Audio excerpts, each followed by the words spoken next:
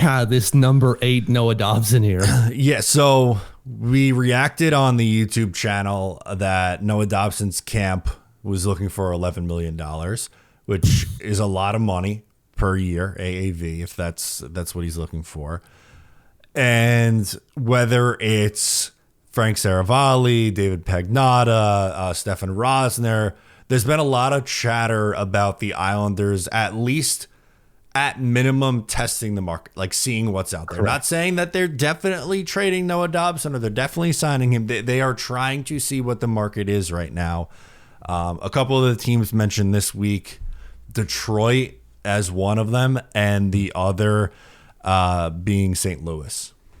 Yeah, which all makes sense. I'm surprised LA isn't on that list. Like LA seems like a team that could use Noah Dobson. But I'm sure that they'd make a play if he's actually available or whatnot. But yeah, we're not seeing. We're just seeing the Islanders kind of figure out what he might be worth, because it goes back to what we were saying in the last segment. When you think about the value that we have in terms of tradable assets, well, you got the first overall pick. That's not being traded. That's just not happening. There's no one who's going to give us anything that we want for that. Well, then you go, okay, well, after that, what's the next best thing we've got? Well, it's certainly not Holmstrom. It's certainly not Romanov, and it's not Jean-Gabriel Pajot, and it's not that 2026 first. No. It is Noah Dobson. That is our most valuable trade asset going forward. Again, not saying that they want to trade him. They have to trade him. It's just we can get a lot for him. It can help us going forward. And we might have to take a step back if we do trade him, but it's taking a step back to maybe take 2 steps forwards if we can get the right value. Correct. And you know, he's a right-handed shot defenseman, which that is crazy valued. And, you know, he's put up points. You know, he has that 1 year where he went over 70 points. Last year, it was a little bit of a down year from where he was the year prior. And look, I've said it with Dobson. He's a little bit of a frustrating player because you feel like there's more there. He flashes that elite talent, but in my personal opinion, I don't think it's there consistently enough. And that's what bugs me with him. But like, if they're going to trade him, you're not trading him away for peanuts. It's going to be a huge deal, especially because he's an RFA. He's controllable. Yep. And sure, he's asking for a lot, but we also have to remember, as we said in the YouTube video, going like, everyone starts high in a negotiation. And if you personally don't, you're doing it wrong. You're absolutely doing it wrong. Yes. Whenever I get asked for a freelance, like, hey, do you want to come freelance for something for this publication we run? I immediately double my salary. Immediately. 100%. And sometimes you get, like, quite often enough, you get a yes, man. And that feels pretty damn good. So you have to start there. If you don't get that $11 million, well, that's fine. You don't actually hope for what you hope for that, but you're actually aiming for something below that, just like you would for any Facebook marketplace negotiation. You start high and end up a little bit lower. So let's not get hyper fixated on the $11 million. But yes, if we do trade him, the return for Noah Dobson would be huge, more than just the 7th overall pick from the Boston Bruins, guaranteed. Yeah, the thing that intrigues me with this is St. Louis's name getting tossed in the ring, because Jordan Kyrou coming the other way would really do wonders for me. 3 straight 30-goal seasons, 73, 67, 70 points the last 3 years. Is signed to a relatively team-friendly deal, I would say, especially where the cap is going. I want to get the exact number for you. I don't remember off the top of my head. Yeah, he's on 8-1-2-5 for the next 6 years. 1, 2, 3, 4, 5. Yeah, 6 years. It's pretty dope. Yeah, and he's 27, so you'd have him through his age, what's he, 27, 28, 29, 30, 31, 32 season. It's not like you're paying him until he's 36. Yeah, and he makes a lot this year. His base salary, $10.5 million, drops to 8.25 next year, but then it's 6.6, and it basically stays at that. So within 3 years of him there, you're actually only paying him $6.6 million, but he's only going to be 30 years old and should still be, that 30-goal, 70 to 80-point guy. Correct, which is something the Islanders desperately need. We've talked about goal scoring for a long time.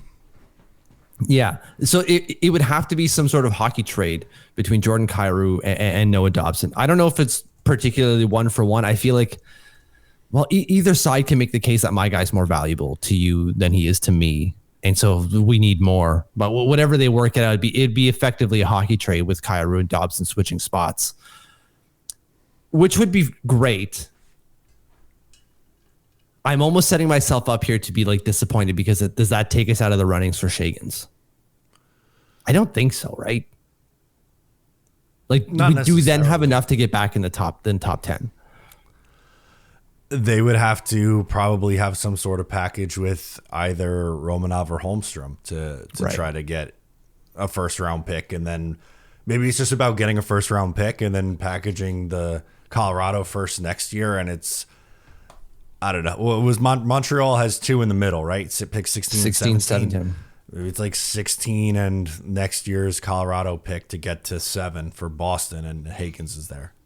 Yeah, maybe that might work. That might work. So yeah, okay. So there's a possibility there. There's a possibility. I feel better already. So the number 1 overall pick and a perennial 30 goal scorer isn't enough. You want Hagens too? I see. I'm telling you, I feel so goddamn greedy. It's not funny. I want more every time. I feel like was it Oliver Twist? Please, sir, can I have some more? Yeah, that's how I feel. It's not right. It's not right. I shouldn't be this goddamn greedy. I've already got the first overall pick, and I already want more. That's okay. You're allowed to want more. Apparently, I feel that way. I feel very entitled. God damn, I'm so millennial. You're so millennial that it hurts. It was bad, man. But what do you think about some of these Dobson rumors? Like the St. Louis one, outside of Jordan Kyrou, I don't know how many legs or how much, I don't know what the word is, like how likely that is. Even just hearing Pagnotta talk about it, it sounds like a lot of ifs, maybes, we don't know type of thing. And it didn't give me a lot of confidence that was even potential or was even a potential trade target, because he just wasn't convinced that was even a thing outside of just like, here it is. Okay. I will say, going a different direction with Detroit, the JT Compher one, not doing it. That package, God, no, not what I am looking for. A 30-year-old center who makes $5.1 million. It's like, well, what are we doing here, guys? We already have one of those. But are you kind of like me hearing that outside of how I'm going to use the word wishy-washy, but I don't want to make it sound like I'm disparaging against David Pagnotta, but like almost like this wishy-washy rumor, and then from St. Louis, and then you hear this the Detroit one. I guess chronologically is backwards. Do you feel like there's smoke here in the Dobson being on the market? Like there's more than just them testing the waters here. I know we started off by saying they're just testing the waters, but when we're hearing a couple of teams bouncing, actual packages here, does it feel like there's maybe more smoke and maybe there's a fire here? Yeah, I do. I don't think this is like just doing their due diligence. I'm not saying that that maybe their preference is to trade him, but I don't know how the negotiations are going this week. Is he firm on 11 million? Really? Yeah. You know what I mean? Like, if it's a case of Dobson wants 11 million, Islanders offer him 9.5. He's not taking the 9.5.